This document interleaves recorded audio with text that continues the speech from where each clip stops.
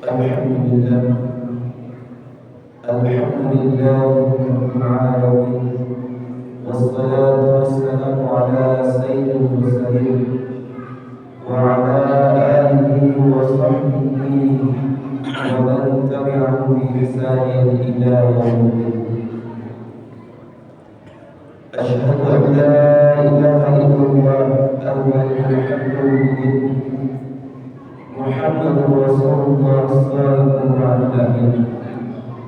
اللهم صل على سيدنا ومولانا محمد صلى الله عليه وسلم لا نبي بعده.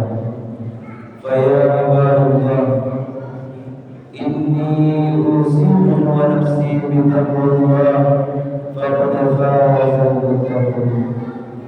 فقال الله تعالى في القرآن الكريم: أعوذ بالله من الشيطان الرجيم، بسم الله الرحمن الرحيم. يا أيها الذين آمنوا اتقوا الله وقولوا قولا سديدا يصلح لكم أعمالكم ويغفر لكم ذنوبكم، ومن يطع الله ورسوله فقد فاز فوزا عظيما. kaum muslimin yang dirahmati Allah Subhanahu wa taala, kita kembali mensyukuri nikmat yang telah Allah karuniakan kepada kita, nikmat kesehatan yang Allah titipkan.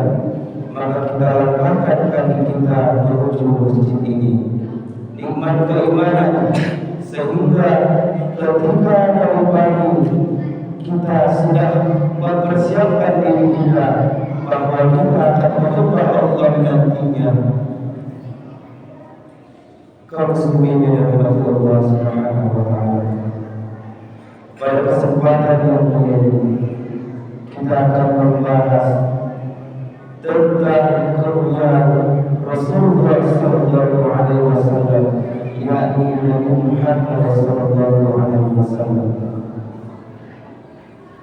Yang pertama yang harus kita ketahui bahwa beliau diutus oleh Allah Subhanahu wa taala ke muka bumi ini tidak lain tidak bukan untuk memperbaiki akhlak.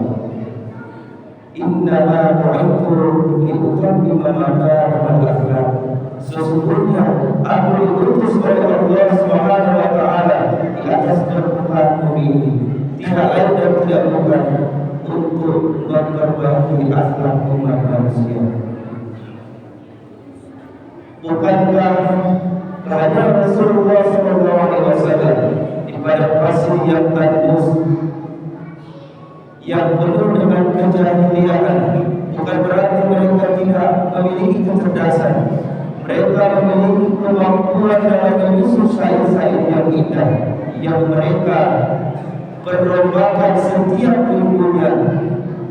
Akan tetapi Rasulullah SAW memberantas kejahilian mereka tentang sifat dan juga perilaku mereka. Bagaimana di masa itu anak-anak kecil dibunuh, seorang ibu yang sedang mengandung dijadikan perjudian, apakah itu laki-laki atau juga perempuan. Kaum muslimin yang dirahmati Allah Subhanahu wa taala, maka kehadiran Rasulullah sallallahu alaihi wasallam membawa akhlak yang mulia. Beliau tidak pernah memaksakan agama kepada orang lain, melainkan beliau menunjukkan bagaimana Islam itu mengajarkan akhlak yang baik. Seringkali kita mendengar kaum muslimin bagaimana kisah Rasulullah SAW dengan seorang pengemis yang tidak beragama Islam. Ketika pertama kali Rasulullah melihat pengemis ini, Rasulullah mendatanginya dan menawarkan makanan dan memberikan makanan untuk si pengemis tadi. Di sebagian lagi si penistani melakukan mencela Rasulullah Muhammad itu adalah pembohong, Muhammad itu adalah pendusta. Tapi Rasulullah SAW tidak menunjukkan keagungannya, tidak menunjukkan kekuasaannya. Padahal jika Rasulullah SAW arogan, beliau hanya perlu menyampaikan kepada Umar bin Khattab, maka kepalanya akan ditebas oleh beliau. Tapi Rasulullah SAW tidak seperti itu. Beliau datang keesokan harinya dan begitu terus berulang-ulang sampai pada akhirnya ketika Rasulullah SAW wafat, seorang penista bertanya kepada orang-orang yang melewatkan rumahnya ketika dia mendengar suara langkah kakinya, "Wahai orang-orang, apakah kalian tahu kemana orang yang senantiasa memberikan saya makan setiap hari?" Suatu ketika Ali bin Abi Thalib lewat dari tempat yang tersebut, lalu dia mendengar ucapan tersebut. Ali bin Abi Thalib mengetahui bahwa Rasulullah senantiasa memberikan makan kepada penista ini. Lalu Ali bin Abi Thalib melanjutkannya, memberikan makanan kepada penista ini. Lalu dia menolak, "Wahai pemuda, ini bukan tangan yang biasa menyuapkan saya makanan. Ini bukan suara yang biasa menawarkan saya makanan. Ini sudah berbeda. Ini bukan orang yang biasa memberikan saya makanan." Lalu dijawab oleh si orang tersebut, "Wahai Bapak, yang memberikan kamu makan setiap harinya, yang menuami makanan itu setiap harinya adalah orang yang kamu celah, yang kamu katakan berbohong, yang membawa ajaran sesat." Maka seketika si penista menangis, menyadari bahwa dia telah melakukan kesalahan.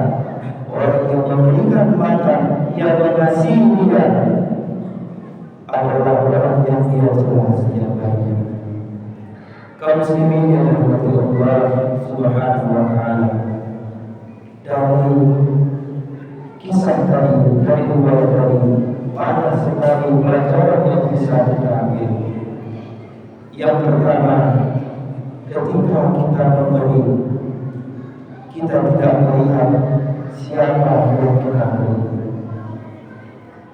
Baik dia dari kelompok kita, baik dari golongan kita, dari saudara kita, maupun dari jauh lebih sana. Kebaikan akan tetap tercatat oleh Allah Subhanahu wa taala dari tangan para malaikat ketika kita sudah memberikan kebaikan yang bermanfaat untuk orang lain.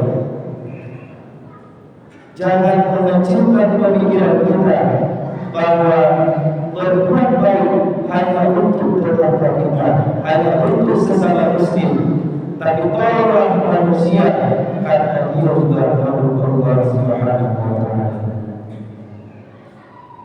Kemudian kaum muslimin yang dimuliakan Allah, yang kedua adalah dia tidak pernah mengumbar-umbar kebaikannya. Maka itulah akhlak. Akhlak adalah satu perbuatan, satu amalan yang kita lakukan, yang kita hanya mengharap dari Allah Subhanahu wa taala. Beda dengan apa yang dikatakan oleh orang barat sana, bahwa ada namanya etika.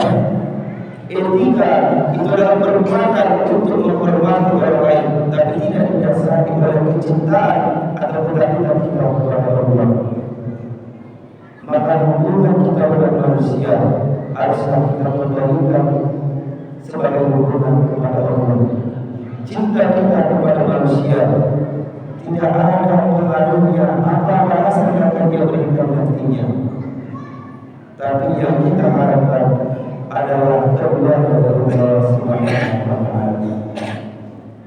Kaum muslimin yang dimuliakan oleh Allah Subhanahu wa Ta'ala. Kemudian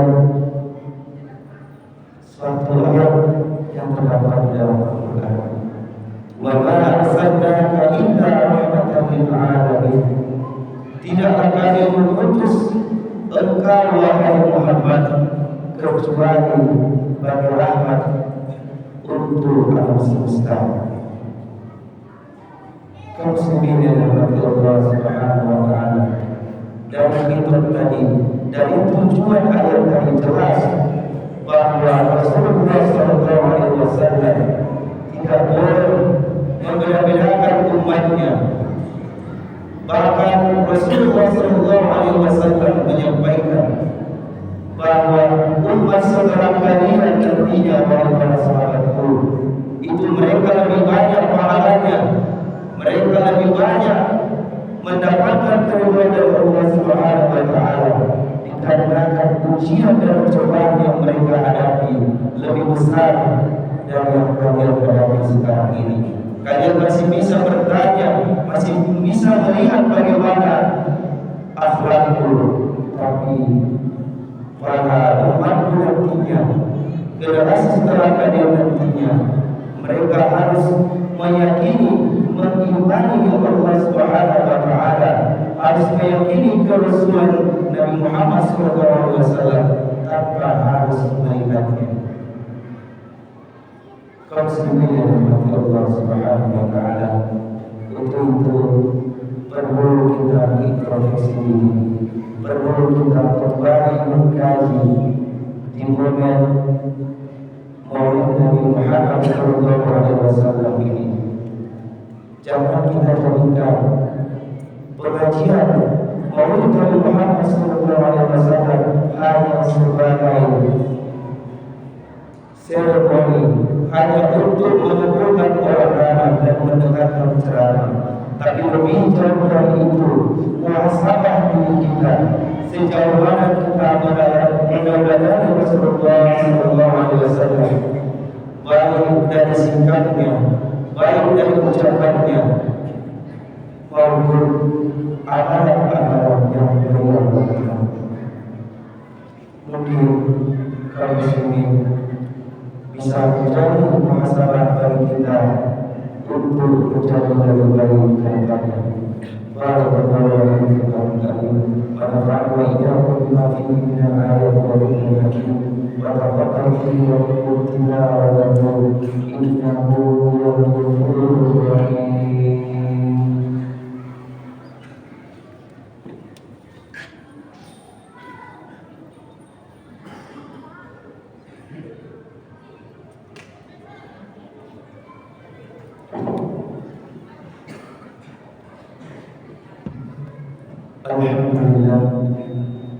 Alhamdulillah alladzi ni'matul iman wal islam wa nusalli wa nusallim ala khairil anam Muhammad sallallahu alaihi wasallam. Allahumma salli ala sayyidina Muhammad wa ala ali sayyidina Muhammad. Fa ya ibadallah, inni usikum wa usikum taqwallah faqad faza al-muttaqun. فقال الله تعالى في القرآن الكريم: أعوذ بالله من الشيطان الرجيم بسم الله الرحمن الرحيم إن الله وملائكته يصلون على النبي يا أيها الذين آمنوا صلوا عليه وسلموا تسليما. اللهم صل على محمد وعلى آل محمد كما صليت على إبراهيم وعلى آل إبراهيم وبارك على محمد وعلى آل محمد كما باركت على إبراهيم وعلى آل إبراهيم في العالمين إنك حميد مجيد. اللهم اغفر للمسلمين والمسلمات والمؤمنين والمؤمنات الأحياء منهم والأموات إنك على كل شيء قدير. اللهم تحرمنا أجرنا من النار وأجرنا من النار يا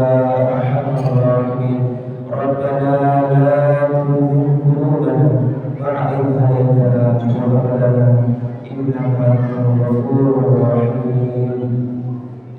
فيا عباد الله إن الله يأمر بالعدل والإحسان وإيتاء ذي القربى وينهى عن الفحشاء والمنكر والبغي يعظكم لعلكم تذكرون فاذكروا الله يذكركم ولذكر الله أكبر.